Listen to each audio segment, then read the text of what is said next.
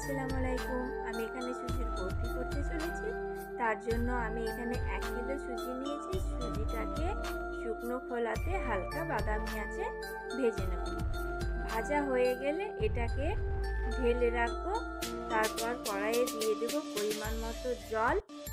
তারপর আমি এখানে 1.5 কিলো চিনি দিচ্ছি। এটাকে নাড়তে হবে যতক্ষণ না পর্যন্ত এটা গলে যায়। তারপর এবার আমি ওপর থেকে দিয়ে দিলাম ঘি।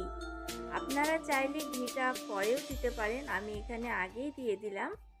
এবার ওপর থেকে দিয়ে দেব সুজিগুলো। এবার এটাকে নাড়তে থাকতে হবে যতক্ষণ না পর্যন্ত এটা আঠালো ভাব আসে। এটা যখন কড়াই থেকে ছেড়ে ছেড়ে আসবে তখন বুঝবেন যে এটা হয়ে গেছে। আমার হয়ে গেছে। এবার আমি এগুলোকে নামিয়ে নেব।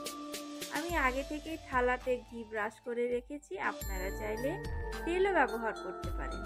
এখানে আমি সবগুলো ঢেলে নিলাম। এবার আমি বরফি আকারে কেটে নিচ্ছি।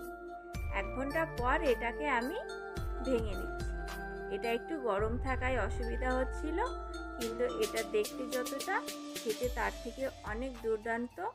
প্লিজ আপনারা বাড়িতে একবার হলেও ট্রাই করবেন। আশা করি সকলকে ভালো লাগবে। আর আমার ভিডিওটি যদি আপনাদের ভালো লেগে থাকে তাহলে প্লিজ লাইক, কমেন্ট, শেয়ার করতে ভুলবেন না এবং আমার পাশে থাকবেন ও আমার চ্যানেলটি সাবস্ক্রাইব করবেন। ধন্যবাদ।